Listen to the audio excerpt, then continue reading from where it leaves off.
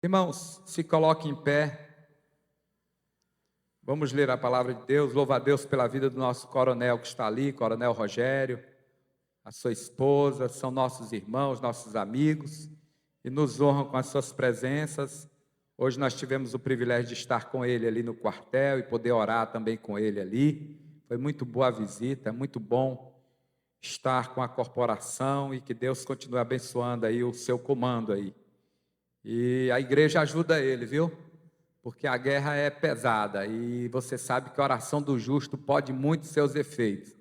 A metade dos demônios dessa cidade nós pode expulsar com oração, a outra metade ele expulsa com tiro. Ele vai fazendo o trabalho dele e a gente vai fazendo da gente, né, irmão?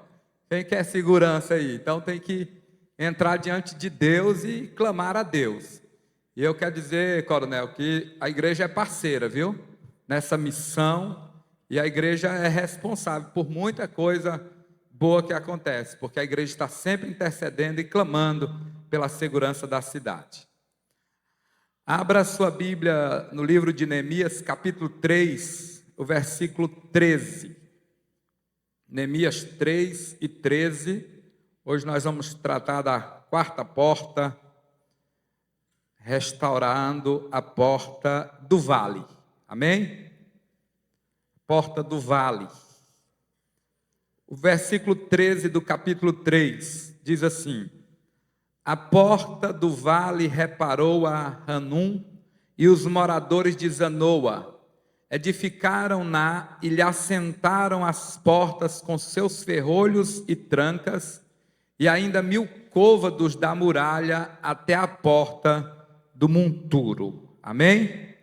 Vamos orar. Senhor nosso Deus e nosso Pai, nós estamos na Tua casa mais uma vez, na Tua presença, neste culto de terça-feira.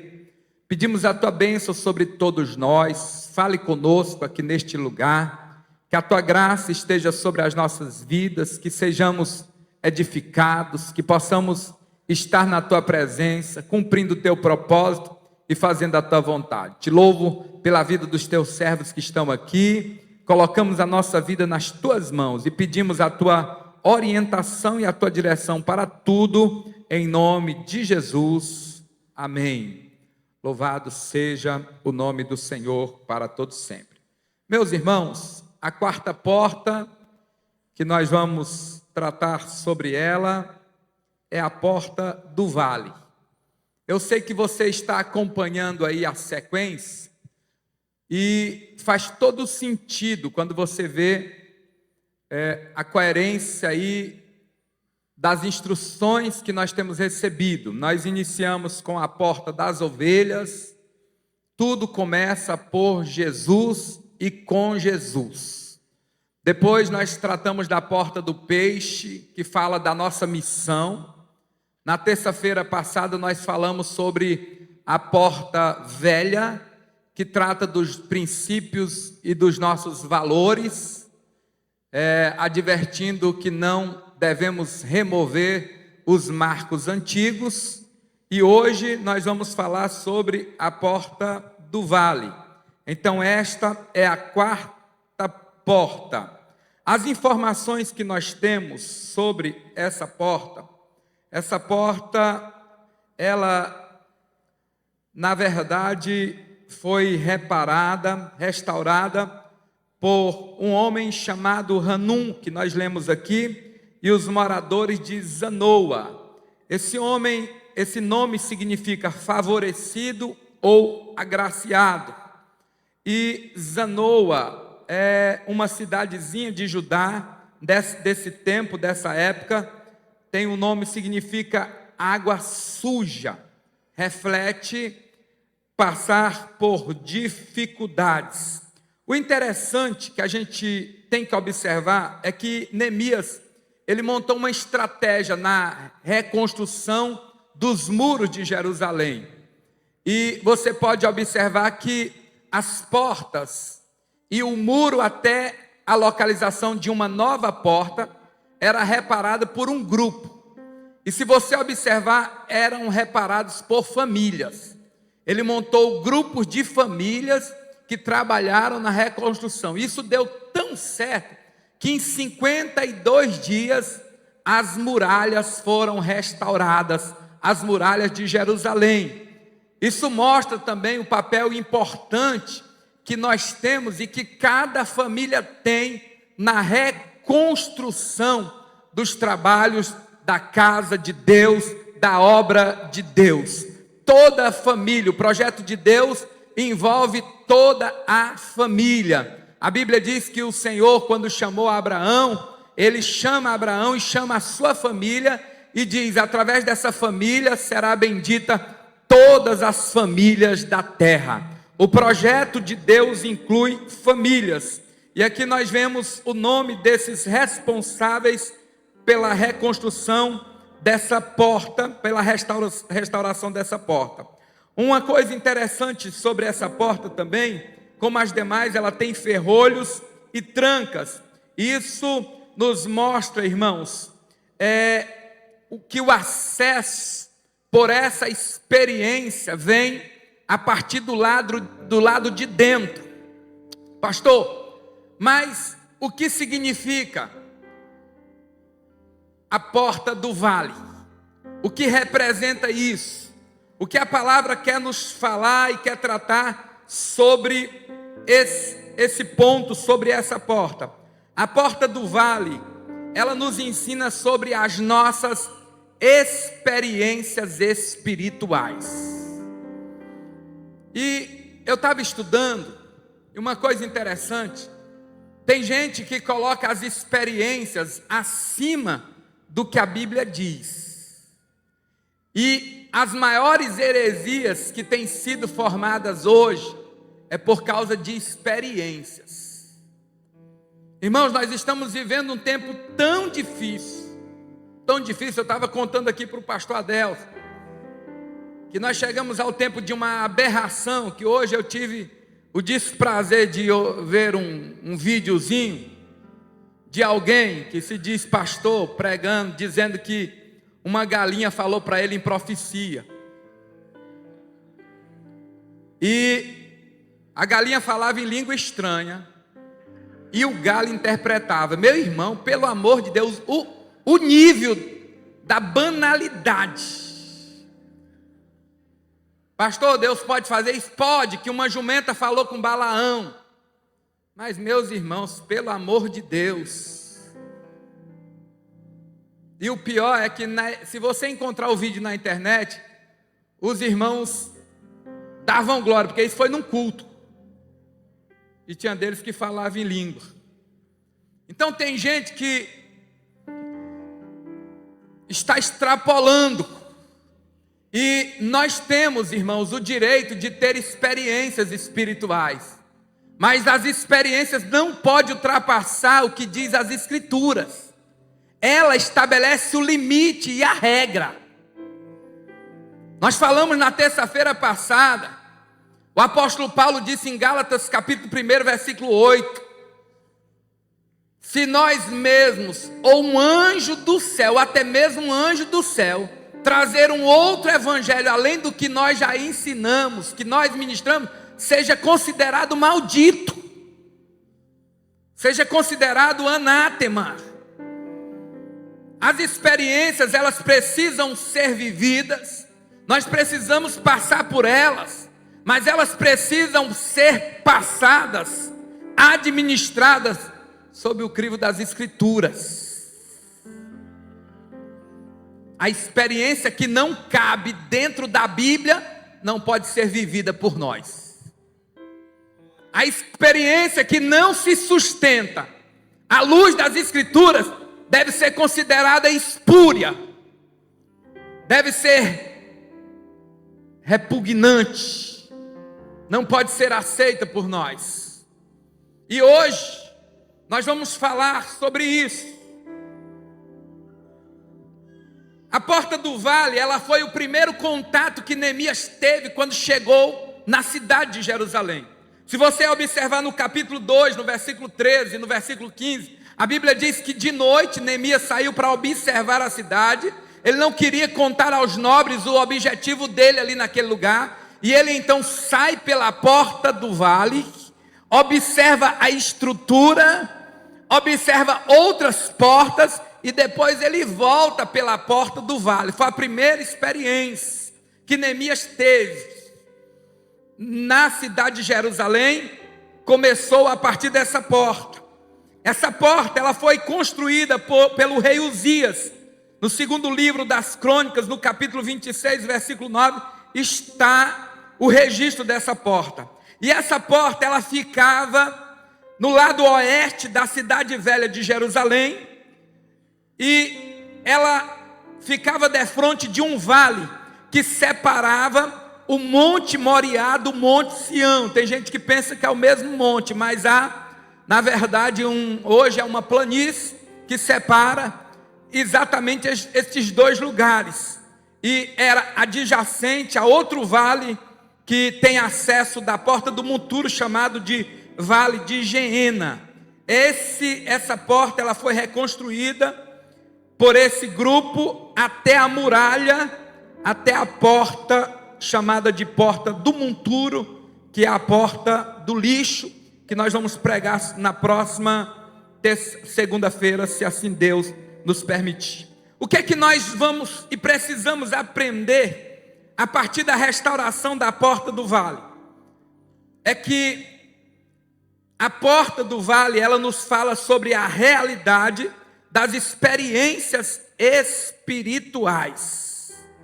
São inegáveis e imprescindíveis para a nossa vida de fé. Irmão, todos aqueles que aceitam a Jesus, todos aqueles que nascem de novo, serão experimentados por Deus. Todos aqueles que se comprometem a uma vida de fé, vão passar por experiências. E aqui nós comparamos como passar pelo vale. Vale é uma depressão, é uma parte baixa.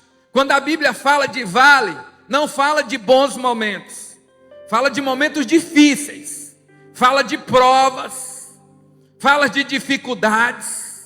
E dos nossos desafios aqui, irmãos, é passarmos pelas provas, é passarmos pelas dificuldades. Ontem eu estava pregando numa congregação à noite, na congregação Monte Tabor, e eu estava falando para os irmãos que a nossa vida tem mais provas, tem mais lutas, tem mais batalhas do que momentos de glórias, do que momentos de vitória. Hoje nós estávamos conversando ali no quartel, e eu estava conversando com o coronel e falando que todo mundo busca a estabilidade. Só que na linha da vida, eu já falei isso aqui, na linha da vida a estabilidade é a morte. Quando você pega os aparelhos científicos que medem o curso da vida, é assim, ó. Pim, pim, pim, pim, pim, pim. Enquanto estiver assim, é porque você está vivo. Na hora que chegar a estabilidade, e o médico diz, pode desligar os aparelhos. Morreu, quem quer estabilidade aí? Não, pastor, deixa eu viver. Viver é subir e descer. É ser ativo, ser passivo em pontos. É experimentar as curvas e as linhas da vida. E Deus nos leva pelos vales. Então, irmão, as experiências, as provas, as lutas, são as melhores coisas que Deus criou para a formação e estruturação dos seus servos. A primeira epístola de Pedro, capítulo 5, versículo 10, o apóstolo Pedro, na sua modéstia, ele diz assim, que o Deus que em Cristo Jesus vos chamou, aí depois de vocês padecer um pouco, olha lá, olha, o Deus de toda graça que em Cristo Jesus nos chamou à sua eterna glória, olha só, depois de havermos padecido um pouco. Ô pastor, Pedro está de brincadeira, né? Um pouco, é porque Pedro compara com peso de glória. É um pouco perto do peso de glória que Paulo fala. Mas tudo começa com isso, com padecimento, com sofrimento, com a luta, com a prova. Vira para o seu irmão e diz: faz parte. A luta faz parte. É um projeto de Deus de formação para todos nós. Então Pedro, ele fala aqui que nós vamos padecer um pouco. A partir dessa porta nós temos acesso ao vale. Olha, irmãos, uma coisa interessante é que com essa porta a gente aprende que dentro das muralhas de Jerusalém a gente deve desfrutar de um lugar de paz, de amor, de alegria. Mas a nossa experiência está para fora. O vale está fora das muralhas. E o que é que nos ensina? Nos ensina que Jesus diz em João 16:33: no mundo tereis aflições. Jesus não diz: na igreja vocês vão ter aflições. Quem é, na verdade, para nos passar, nos impor, nos fazer submeter a isso, é o mundo. O problema é que a gente às vezes está enfrentando isso dentro da igreja, porque nós não tiramos o mundo da igreja. Então, se nós não tiramos o mundo da igreja, o que nós deveríamos passar lá fora, nós estamos sendo sujeitos aqui dentro. Mas aqui era para desfrutar o amor, a alegria, a comunhão, a compreensão, o respeito. Porque a palavra de Jesus é: no mundo tereis aflições. Ele até orou em João 17, versículo 15, se não me foge da memória: Pai, eu não peço que tu os tire do mundo, mas que tu os livre do mal. Olha aí, não peço que os tire do mundo, mas que os livre do mal. Ele sabia que nós precisávamos enfrentar as lutas e as batalhas desse mundo e neste mundo. E por isso ele orou: livre eles do mal. Então, essa experiência é para além das portas que nós precisamos ter. O nosso vale é para estar lá fora e não aqui dentro. Pastor, por que nós precisamos passar por isso? Todos os homens e todas as mulheres de Deus passaram pela prova. Irmão, você lê a Bíblia e você vê a história dos homens e das mulheres de Deus, foram marcadas por experiências e difíceis. O que foi que sofreu Abraão? O que foi que sofreu a irmã Ana? O que foi que sofreu Noemi? O que foi que Davi passou? Ah, mas José não sofreu. Um dos melhores nomes da Bíblia. Ai, Daniel, o homem. Ezequiel perdeu a esposa, não pôde nem estar no enterro dela, perdeu toda a sua herança, todo o seu patrimônio, foi levado, colocado entre os cativos,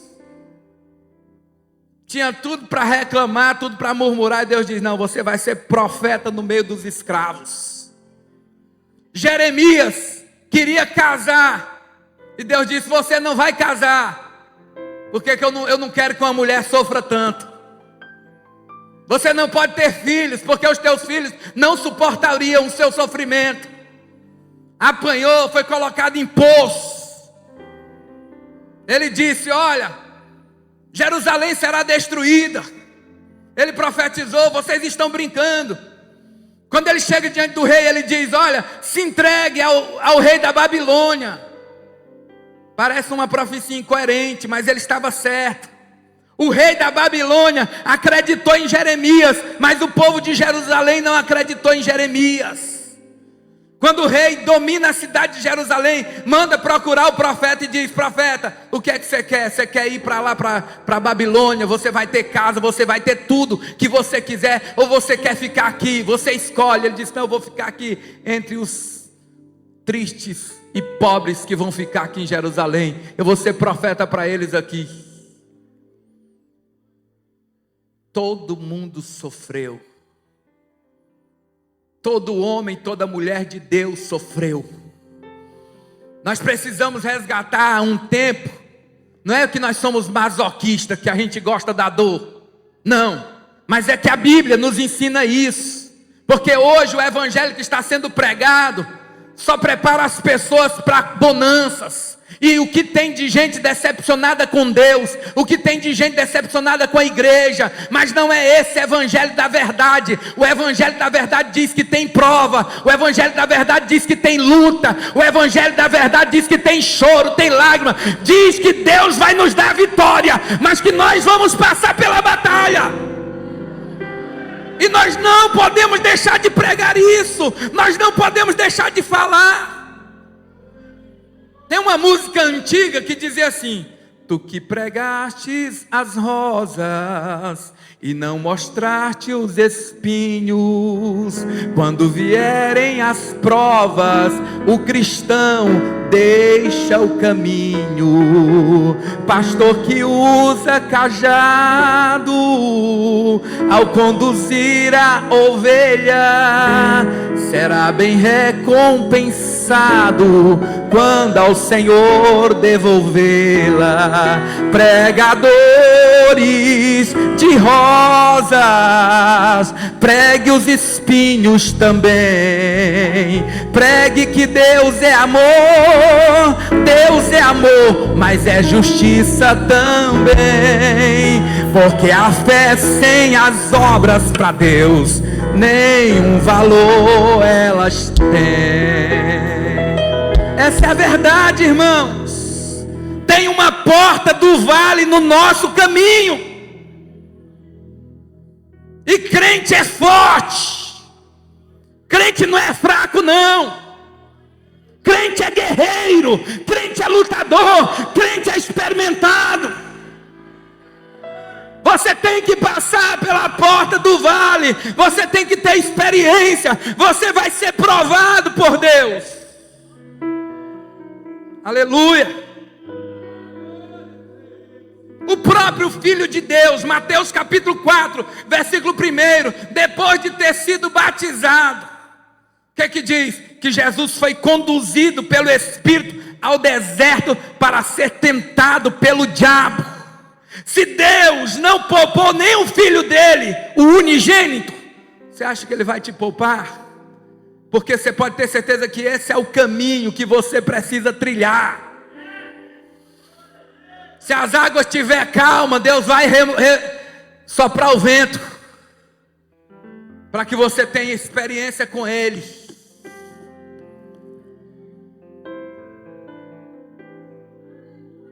Pastor, mais do que eu já tenho passado, pastor. Você não sofreu mais do que Jó, não. Você não fez velório de 10 filhos. Você não perdeu todo o seu patrimônio num dia. Você não perdeu todos os seus funcionários num dia. E você não teve uma doença que só sobrou a pele do seu dente. Não, você não teve doença no fígado, nos rins, no baço, nos olhos, no ouvido, na boca, no nariz, no pé, na pele, no sangue, no osso. De uma vez só. Não. E por quê, pastor? Porque Deus queria só mostrar para nós que se Jó aguentou, você aguenta.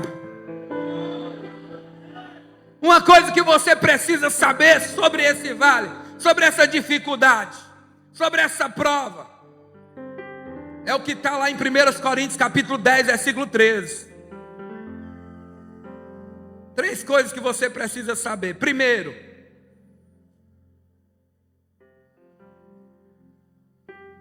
que toda tentação que vai vir não é espiritual, não, é humana.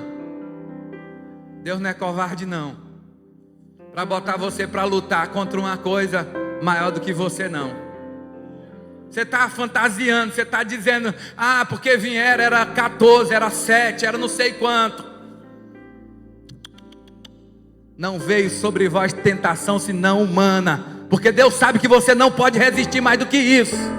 E Deus não é injusto, não. Ele não tem culpa se você viu coisas que Ele não mostrou. E se você pensou em coisas que não existem, se você fantasiou, mas a tentação ela é humana. Por quê, pastor? Porque você é humano. E Deus não é covarde. Segunda coisa que você precisa saber sobre a prova, sobre a luta, é que você não vai ser provado acima do que você pode suportar. Ninguém vai dizer para Deus assim: eu caí porque eu não dei conta, porque foi mais forte do que eu. Fiel é Deus, que não vos deixará tentar acima do que podeis. Pastor, foi mais forte do que eu. Não foi. Você que não colocou a força toda. Eu não podia suportar. Podia, porque Deus é fiel e a palavra dele é fiel. Agora a terceira coisa que você precisa saber sobre a prova. Qual é, pastor? Com a prova ele sempre vai dar um escape. Sempre, sempre, sempre, sempre, sempre. Antes, com a tentação também dará o escape para que a possais suportar. A Bíblia diz, alguns dos evangelistas disseram que Jesus foi tentado 40 dias. Tem um que diz que ele foi tentado no final, mas tem um que diz que ele foi tentado 40 dias. Mas também tem um que diz que os anjos serviram Jesus 40 dias também. O período todo. E no final ele foi servido ainda pelos anjos. Ou seja, Satanás está lá tentando, mas o Senhor está dizendo: eu também estou aqui. Eu estou aqui, fica firme, não baixa a cabeça não. Você pode, esse mal não é maior do que você. Essa tentação não é maior do que você possa resistir. O Senhor está dizendo: você vai conseguir, você vai passar. Você não é um derrotado, você não é fracassado. Você pode dizer como Eliseu: maior é o que estão conosco do que o que estão com eles lá. Às vezes você que não consegue ver, porque o Geazi, que era materialista, acorda de manhã e aí fica para desmaiar de medo. Vai até acordar o profeta. Chega lá: profeta, profeta, profeta, estamos todo mundo morto. O que foi que aconteceu? O senhor não viu? Lá fora, olha o exército que está lá. Eliseu sai, começa: glória a Deus, aleluia, glória a Deus. Não, o senhor não está enxergando, não, você que não está enxergando. Senhor, abre os olhos do moço para que ele veja. E naquela hora ele viu que maior era o número dos exércitos de Deus que estava por cima. Só porque os olhos materiais não podem te mostrar, não é que você não possa aceitar que quem está com você é maior. O teu Deus é fiel. Olha, Deus não é injusto para esquecer do trabalho da vossa mão. Deus não é injusto para ver o que você está fazendo, a sua batalha, quanto você tem lutado para ser fiel. Deus está vendo tudo que você está fazendo, mas Ele também está do outro lado dizendo: eu te fortaleço, eu te sustento, eu te levanto, eu te ajudo com a minha destra, eu te tomo pela minha mão. Você é meu. Satanás quer te tomar, mas eu não te entrego. Aleluia, louvado seja o nome do Senhor. Exaltado seja o nome do Senhor para sempre. Irmãos, por que Deus permite, quer que a gente passe por esse vale? Sabe por quê? Porque Ele quer formar a nossa estrutura. Olha, uma árvore, quando ela vai crescer muito, o primeiro tempo de crescimento é dado às raízes. Um exemplo: a palmeira, o cedro, cresce 3 anos para baixo. Quem planta fica triste, 3 anos e não sai. 3 anos e não apareceu nada, está crescendo para baixo.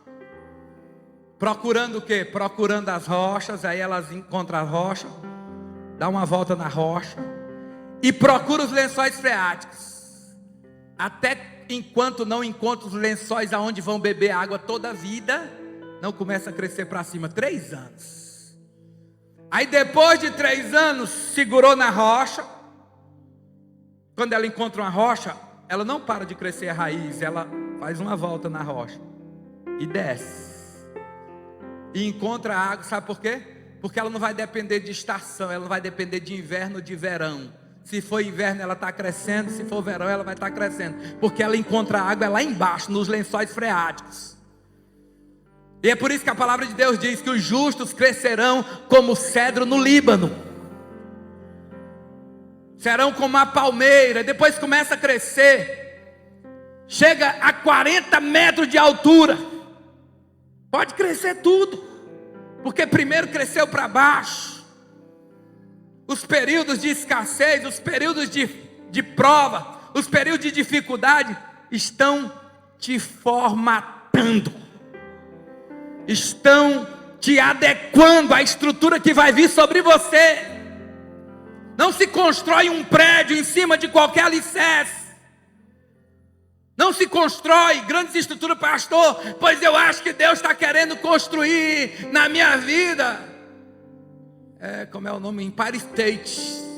Porque pastor é prova demais. É luta demais. Só pode. Glória a Deus então, irmão. Glória a Deus então. Tudo tem um propósito. Todas as coisas contribuem para o bem. Deus está trabalhando na sua estrutura, porque Ele quer colocar coisas grandes sobre você. Segura aí. Resiste aí. Aguenta aí. Você não é daqueles que recua. Você não é daqueles que dá meia volta. Você não é dos covardes. Não, Deus te chamou e Ele conta contigo, varão valoroso, varoa virtuosa, homem de Deus, mulher de Deus, jovem de Deus. O Senhor que te chamou conta contigo. Aleluia, aleluia, aleluia. Aleluia, o Senhor conta conosco.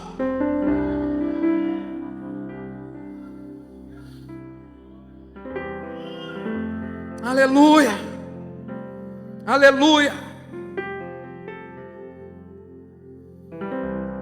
Deus, qual é o propósito de Deus, pastor? No sofrimento, na luta, na prova, é moldar a nossa estrutura. Moldar a nossa estrutura. Mas é só isso, pastor? Não. Aumentar as nossas experiências com Ele. Você sabe que você não deve, não pode passar sozinho o que você está passando. Às vezes eu gosto de ouvir as irmãs. Parece que elas levam a vida mais a sério do que os irmãos. Como assim, pastor? Com Deus. Elas levam tudo para Deus. Essa semana eu tive a alegria de ouvir uma. E ela me contando, pastor, e aí, pastor? E aí começou a situação, aí eu fui levar para o Senhor, pastor. E aí eu acho lindo. Fui levar para o Senhor, e eu falei para o Senhor, e aí o Senhor começou a me mostrar assim, começou a falar assim comigo, e aí pastor, eu tive que tomar essa decisão, e eu digo, que lindo, conduzindo para o Senhor tudo, e o Senhor vai mostrando, o Senhor vai alinhando, por aqui minha serva, e dessas batalhas é com o marido, essas outras batalhas é com filhos, e elas vão sendo aperfeiçoadas na peleja pelo Senhor, vão orando, vão cantando, o Senhor vai dando a direção e vai montando a estrutura que elas precisam, e no final elas contam a vitória, porque nesse tempo de experiência elas vão aprendendo de Deus, e Deus vai trabalhando na vida delas. Parece que a gente que é homem não tem muito tempo. Eu vi até uma mulher, uma psicóloga falando hoje, aconselhando as mulheres que os homens só conseguem ouvir o que vocês falam só 5 minutos. Depois de 5 minutos eles ligam no automático e não sabem mais o que vocês falam. Eu não sei se é assim, que a minha mulher, eu acho que ela nunca falou mais de 5 minutos para mim. Ela não é de conversar tanto também não. Eu acho que ela nunca passou dos 5 minutos. Essa aí não é um modelo desse tipo de mulher que gosta de conversar muito não. Eu chamar ela para conversa, 2 minutos, nós acaba a conversa. Não tem muita conversa não, é bem objetivo. Mas essa psicóloga disse que as mulheres são assim, e os homens são assim. Depois de 5 minutos eles não ouvem mais nada. Então Presta atenção, irmã. Não jogue mais de 5, depois de 5 minutos não fale mais nada. As mulheres são diferentes, elas gostam de levar mais. Mas nisso, voltando aqui, o Senhor vai aperfeiçoando. O Senhor vai aperfeiçoando. Então o propósito da luta, irmãos, talvez o maior exemplo que a gente tem de luta é o de Jó. Há teólogos que dizem que a luta de Jó durou 2 anos. Há outros que dizem que foi 20 anos, eu não sei. Chega lá, vou perguntar para ele. Mas pensa numa luta, irmão. Numa batalha. Jó sofria tanto. A dor dele era tamanha que os amigos, quando vieram visitá-lo, a Bíblia diz que eles passaram 7 dias e não conseguiram dirigir uma palavra a Jó. Tamanha era a dor que Jó sentia. 7 dias só olhando o camarada remoendo, sofrendo. E depois de 7 dias eles começaram a acusar a Jó. Imagina, você está sofrendo e ainda vem já ouvi tanta gente falando tanto nome aí que eu não vou falar nenhum. E vem um ainda para dizer que você não está nada mais do que pagando dos seus pecados. Mas, oh Jesus, tem misericórdia. Quem é que pode falar isso para você, irmão? Quem é a pessoa que tem direito de abrir a boca e falar isso? Quem é? Quem é o juiz entre nós? Quem é o sábio suficiente que pode apontar o dedo para o outro aqui? Quem pode? Quem pode dar lição de moral aqui no outro? Quem pode? Diante do homem você pode dar lição de moral, mas diante de Deus você pode dar lição de moral? É sério. Aí começaram a acusá-lo e Jó começou mostrando. Quando Jó viu que não tinha como, que eles nem estavam escutando o que ele estava falando, Jó disse: não quero mais discutir com vocês. Quero dizer para vocês que a minha esperança está nele, e mesmo que ele me mate, nele eu esperarei. Eu sei que ele vai mudar isso. Enquanto ele estava dizendo: confessa o teu pecado, a tua carapuça caiu, tu enganava todo mundo, mas Deus é fiel, tirou a tua máscara e mostrou a tua sujeira para todo mundo. Ele disse: eu vou continuar esperando nele. No 19, isso foi no 13, no 19 ele diz assim: eu sei que o meu Redentor vive. 19:25, o mais clássico dos versículos de Jó. Eu sei que o meu Redentor vive e que por fim ele vai se levantar por mim.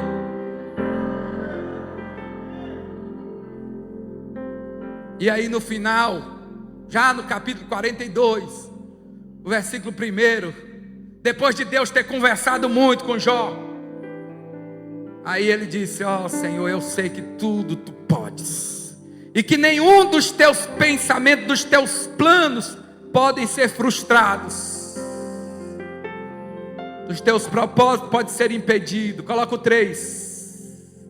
Quem é este que sem conhecimento encobre o conselho? Por isso relatei o que eu não entendia, coisas que para mim eram inescrutáveis e que eu não entendia. O 4.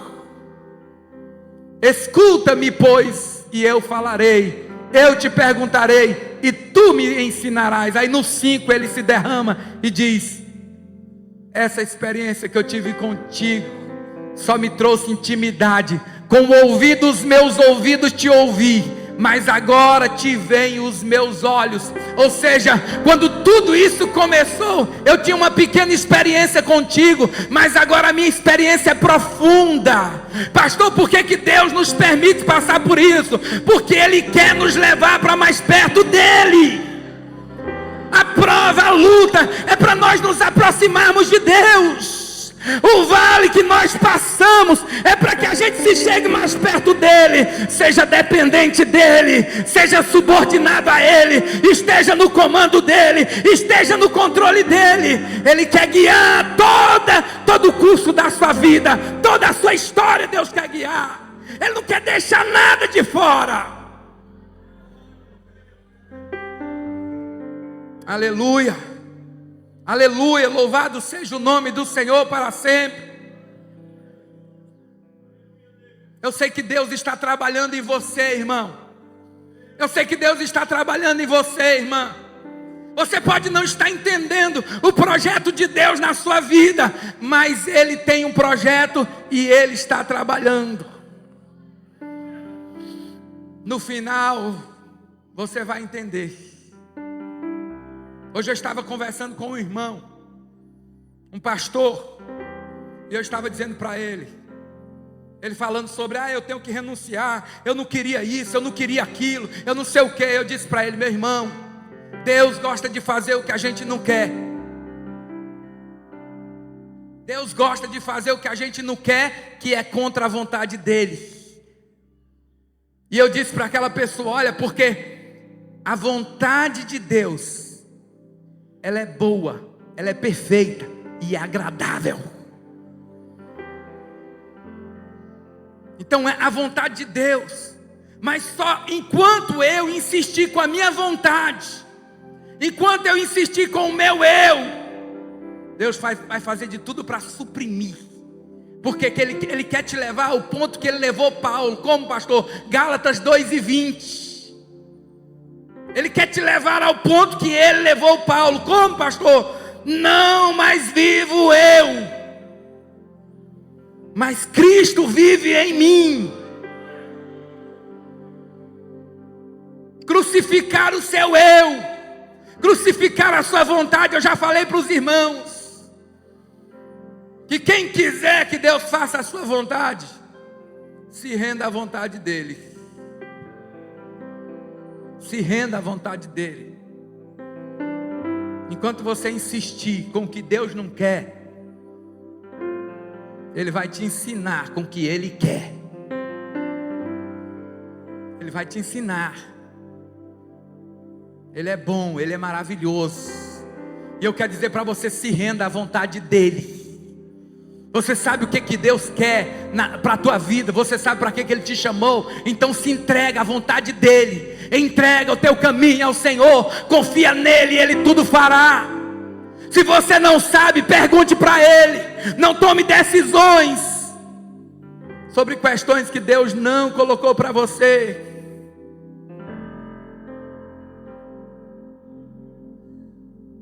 Aleluia. Se tem uma coisa que pastor não pode fazer, é querer decidir sobre a sua vida. Todos nós aqui, estamos em uma congregação, estamos em um lugar. Eu estou aqui no trabalho geral, vocês estão no trabalho local. Mas ninguém pode dizer, eu fico ou eu vou. Não, é Deus que decide. É assim na minha vida. Isso aqui eu posso falar e posso chamar os céus por testemunha. Porque o verdadeiro pastor, ele não se dirige, ele é dirigido, ele é guiado. E quem é que dirige? É o sumo pastor. Nós estamos vivendo um tempo de crentes que não entendem isso. Cria montinho, que cria rebelião. Quando tira um pastor, quando tira isso, meu irmão, a obra ainda é de Deus. Muita gente não entende nem da sua vida e quer entender da obra de Deus. Há um governo eterno, superior, que sabe de tudo, e porque Ele está fazendo as coisas, você só consegue enxergar um pouquinho diante do teu olho, mas Ele está vendo tudo. Ele sabe quem deve ficar, Ele sabe quem deve ir. Tem pastores que ninguém podia transferir ele. Tem pastor que o estatuto da igreja dizia que ele era vitalício, pois na Covid Deus levou, transferiu. Olha, o que mais morreu na Covid foi pastor. E Deus está colhendo. Eu estava mostrando para os irmãos ontem, só nesse mês agora, 9 pastores da convenção geral morreu. 9. Graças a Deus pela vida desses que Deus está levando e não está escandalizando o reino, e não está escandalizando a obra. São frutos maduros, que o Senhor colha todos mesmos, antes que venham os escândalos, antes que venham as coisas feias, que o Senhor nos tire mesmo da terra. porque vai e é mais bonito. Porque a nossa vida é de Deus. É de Deus. Com o período da ascendência e do direito, o povo querendo trazer o direito para a igreja, o Estado democrático de direito para a igreja. Aqui não funciona assim. Aqui é teocrático, o governo é de Deus, Deus é quem manda. E a gente precisa entender isso. A gente precisa entender isso. Essa é a obra de Deus, essa é a dinâmica. Deus está trabalhando e nós precisamos aceitar isso. Deus está no comando, Deus está no controle. Então, um dos propósitos da prova é aumentar a nossa intimidade com Ele. No final, Jó pôde dizer: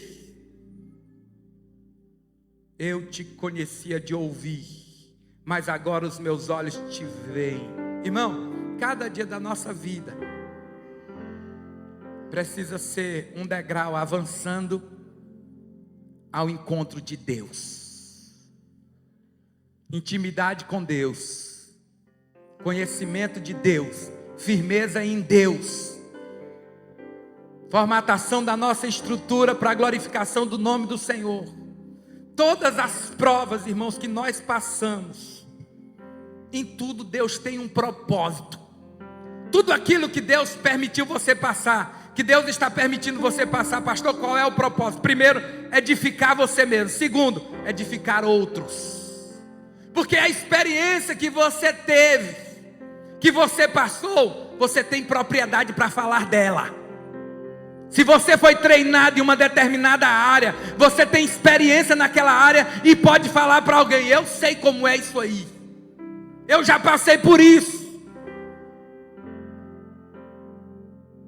Eu tive uma experiência com minha filha quando tinha 2 anos de idade. E aquele fato me marcou negativamente a minha vida. E eu passei a minha vida toda perguntando para Deus qual era o propósito daquilo ali. E 18 anos depois, o irmão me procurou com o mesmo problema. E Deus disse: aquilo que eu permiti foi para esse dia de hoje. Agora você pode falar para ele. O propósito era esse aqui. Você pode falar para ele com autoridade sobre esse assunto, porque você passou por isso e você venceu. Você pode dizer para ele que ele também pode vencer. E você só vai falar para ele como foi que eu te dei a graça e como foi que eu mostrei a você para você vencer. Agora fala. Aí eu falei para o irmão assim, foi assim que eu fiz, assim, assim, assim, assim. E o irmão venceu aquela causa também. Então tudo. O projeto de Deus, aonde Ele leva a gente, Ele diz assim: não despreze o dia das pequenas coisas, porque Ele ensina nas pequenas, nas grandes, e tudo tem um propósito. A história de José, que é marcada por fatos assim, sempre é uma lição rica para nós. Deus ensinou José, olha, administração familiar. Na casa do pai dele, ele se tornou administrador de pequenos negócios. Foi para a casa de Potifar, aprendeu a administrar as instâncias médias. Foi para a cadeia, aprendeu a administrar em crise, porque depois ele tinha que enfrentar 7 anos de fome. Na cadeia todo dia uma turbulência. Quem está preso todo dia tem um problema. Preso é só problema. E José se sagrou um grande administrador, que o carcereiro mor passou toda a responsabilidade para ele. Ele administrava a cadeia e fazia da cadeia um lugar de paz. Deus preparando ele para 7 anos de fome. Quando chegaram os 7 anos de fome, ele disse: isso aqui é fichinha perto da cadeia. Quando precisou administrar os 7 anos de bonança, ele diz: não, eu fiz um insight lá na casa de Potifar. Administrei um protótipo disso aqui, de bênção, porque na casa de Potifar foi só bênção. Quando vieram os irmãos Ele tinha aprendido a administrar na casa do pai, aprendeu a administrar em toda situação, e agora ele soube administrar a sua família no Egito, tanto o pai como a família do seu pai, os seus irmãos, as 75 pessoas que chegaram no Egito. Ele administrou tudo. Deus preparou ele para aquele momento. Tudo que está acontecendo na tua vida faz parte do projeto de Deus para você, para a sua história. Deus vai requerer tudo que Ele está te ensinando. Ele vai mandar alguém para receber uma palavra de você, para receber algo de você, porque você é o instrumento que Deus usa na terra. Ele não desce para falar com a gente, não. Pastor, Deus desce para falar com a gente, não. Ele já desceu e até morreu na cruz. Mas Ele está bem do lado de você. Aonde? Olha para essa pessoa que está do seu lado aí, ó. Aí, ó. Olha onde Ele está, ó. Aí Filipe dizendo: mostra-nos o Pai. Aí ele diz: Filipe, eu estou tanto tempo convosco que vocês nunca viram o Pai. Quem me vê a mim, vê o Pai. Esse é o instrumento de Deus. Deus fala comigo através dele. Deus fala comigo através de você. Está aí essa pessoa do seu lado para abençoar a sua vida. É instrumento de Deus. Você é bênção para a vida dessa pessoa. Deus quer usar. Você tem as suas experiências, e as suas experiências podem contribuir com a minha vida, pode contribuir com a vida do irmão. Pode não ser importante para alguns, mas é importante para nós. Você é instrumento de Deus.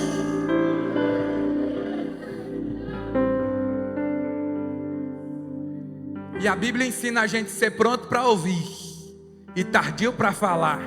Que a gente acha que a gente tem muito para ensinar, mas na verdade a gente tem muito para aprender. Esses dias eu fui mais a missionária Zilda visitar uma irmã amargurada de espírito, revoltada com tudo e com todos. Ela disse: pastor, eu quero falar com o senhor. Pois não, minha querida. Eu sentei na mesa, ela sentou do outro lado. A minha esposa sentou: você pode falar. Ela falou 2 horas. Eu não disse nada, eu fiquei só olhando e ouvindo. 2 horas, de 4 às 6. No final, 6 horas, eu falei: terminou? Ela: tem só mais um pouquinho. Aí ela falou mais uns 10 minutos. Aí eu digo: fique tranquila, pode falar, eu estou aqui para lhe ouvir. Pode falar, pode falar. Tem mais? Ela: não, acabou. Agora eu vou lhe falar. Assim. Eu falei 5 minutos. Porque para me falar mais de 5 minutos, só se for no púlpito mesmo. E em 5 minutos ela já estava chorando, pedindo perdão, se reconciliando. Certo?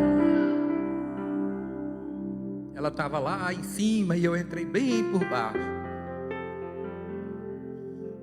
Ela entrou dizendo que era muito grande, e eu entrei dizendo que eu não era nada. Ela entrou dizendo que sabia de tudo, e eu já entrei dizendo que eu não sabia de nada. Mas que Deus era bom, que amava ela, que perdoava ela. E aí ela se quebrou.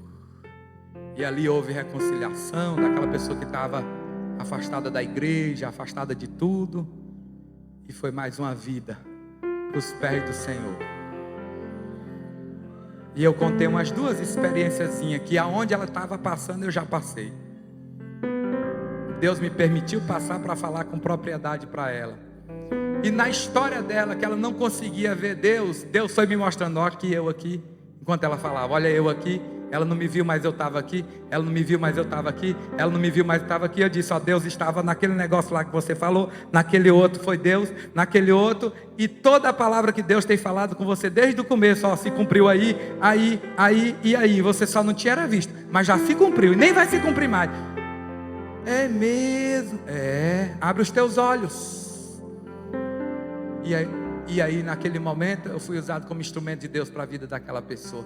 É assim que Deus quer fazer. Eu quero dizer que você é bênção. Deus está trabalhando em você para usar você. Na porta do vale, nós aprendemos com as experiências. E uma coisa interessante nessa porta, para encerrar, é que a gente entra por ela, sai por ela, mas não fica lá, volta. Neemias No capítulo 2, versículo 13, ele saiu por essa porta.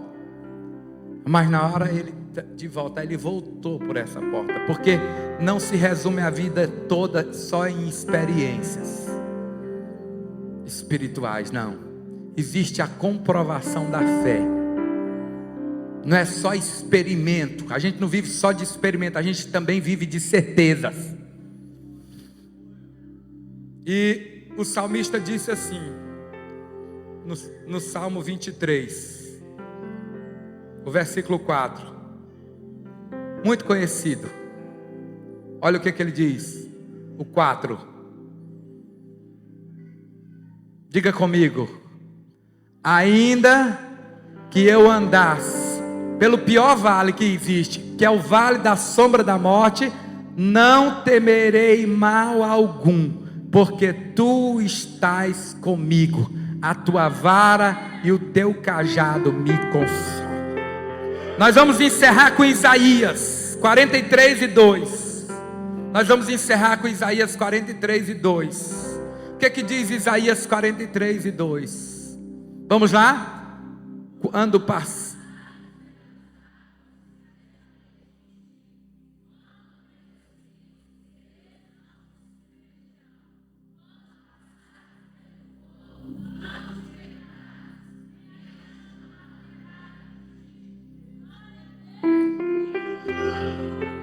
Ele não está dizendo como a gente canta, se passares pelas águas. Não, não é se passares, é quando passares, ou seja, você vai passar.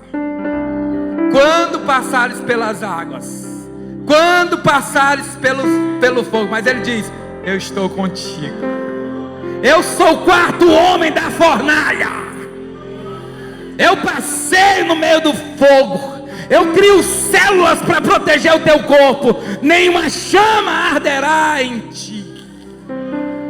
E para aqueles que dizem assim: olha, você que está na prova, você que está no vale, é porque Deus não está com você.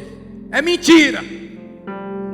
Primeiro livro dos Reis, o versículo 20, o versículo 23. Primeiro livro dos Reis, capítulo 20, o versículo 23. Para encerrar, eu tinha falado, mas tem essa referência aqui. 1 Reis 20, 23.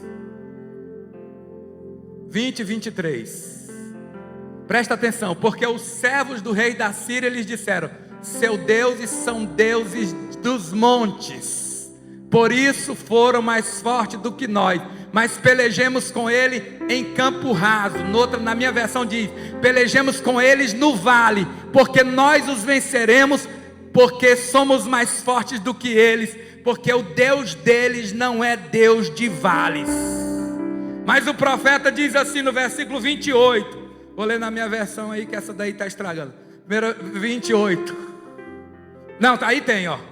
E chegou o homem de Deus e falou ao rei de Israel e disse: assim diz o Senhor, porquanto os sírios disseram: o Senhor é Deus dos montes e não Deus dos vales, toda esta grande multidão entregarei nas tuas mãos, para que saiba que eu sou o Senhor, o Deus dos vales.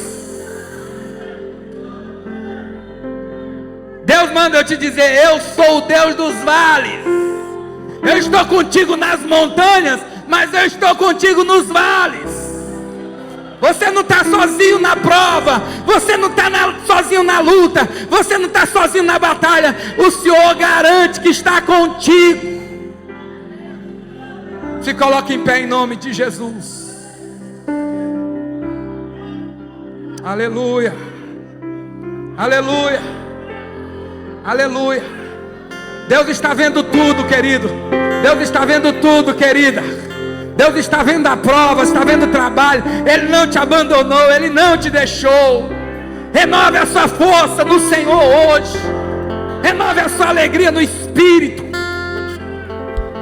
Renove a sua certeza. Você vai sair daqui de cabeça erguida. Você não vai sair daqui como derrotado, como fracassado, não.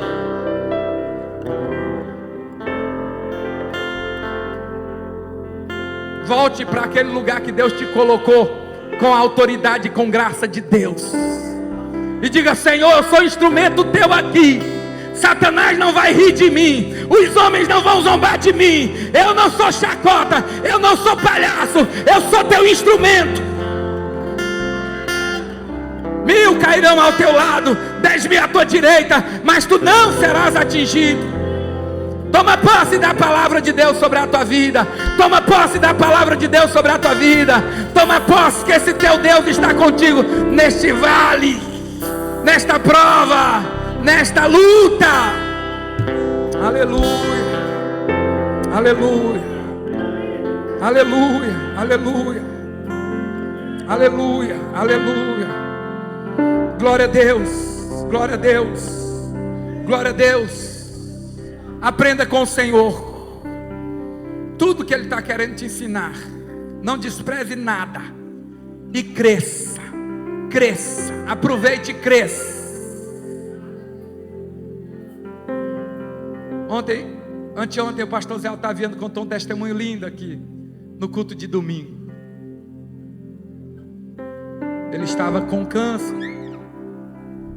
estágio terminal, pouco tempo de vida. Estava lá, esquelético. Quantos quilos?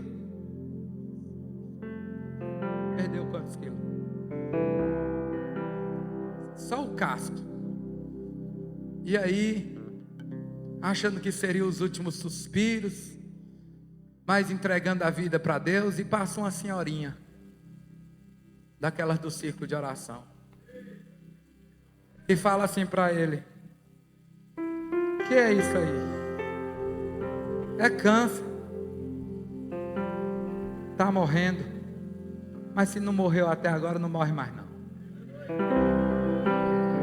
Estendeu a mão para ele e disse: enfermidade maldita, eu te repreendo em nome de Jesus.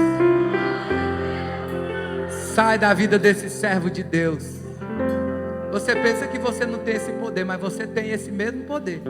Você não está usando esse poder que você tem, que Ele te deu. E naquela hora ele foi restaurado. Colocou tudo aquilo para fora, todo aquele mal. Era metástase, né? Já estava dominando o corpo todo. Todo o corpo já, o câncer tinha dominado. Quantos anos já tem isso? Foi em 90 isso. Então ele foi curado, né, irmão? Glória a Deus pela sua vida. Ele disse: Deus não me curou na semana seguinte, Ele me curou na mesma hora. Na mesma hora. Mas se aquela mulher não tivesse coragem de falar para o homem de Deus naquela hora, de usar a fé, talvez ele não estaria aqui hoje. Mas ela era simples, mas Deus gosta de usar os simples mesmo. Mas ela era pequena, mas Deus gosta de usar os pequenos mesmo.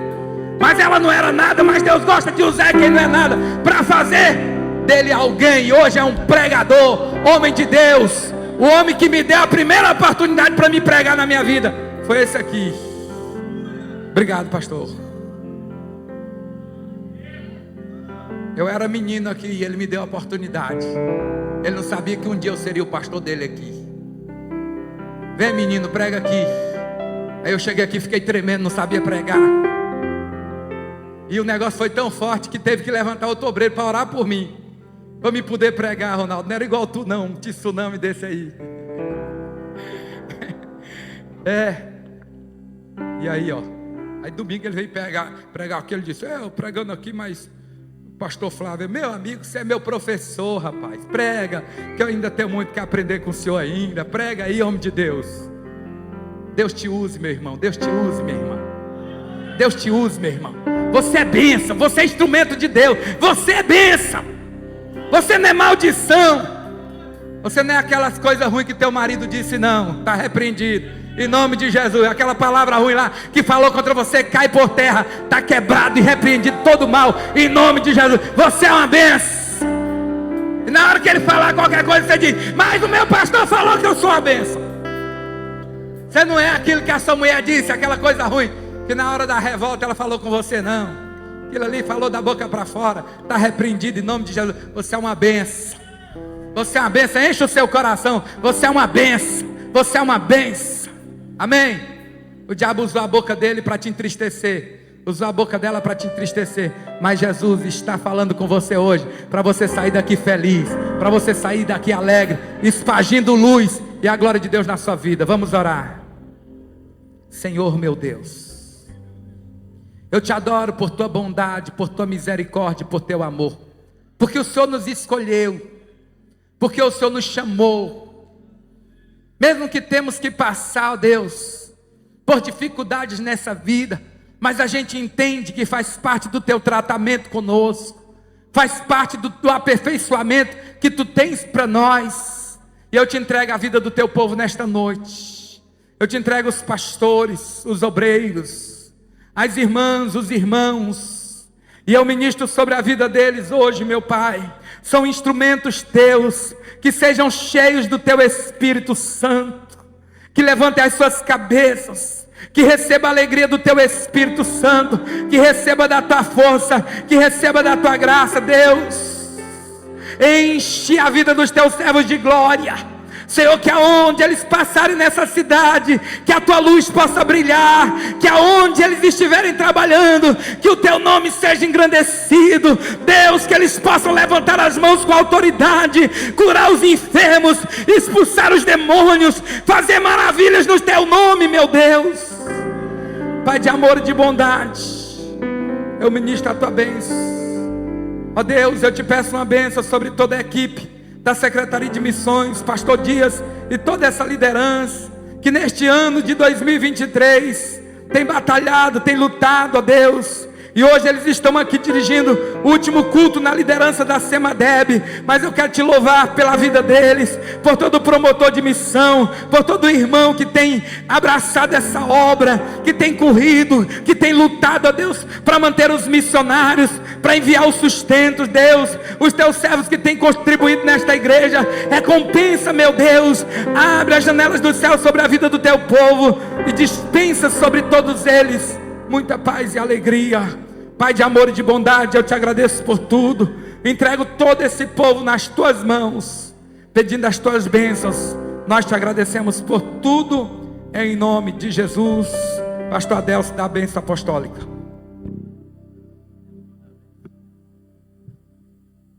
Que a graça de nosso Senhor Jesus Cristo seja com todos nós. Que o amor de Deus, o nosso Pai, cubra-nos em todos os parâmetros da nossa vida. Que o Espírito Santo do meu Salvador tenha compaixão de nós, nos guie em todo o trajeto, se presente, portanto, tudo em nome de Jesus. Amém, amém. Que Deus abençoe a sua vida e a sua família, a sua casa e os seus negócios, em nome do Senhor. Meus irmãos, logo mais às 9h30 inicia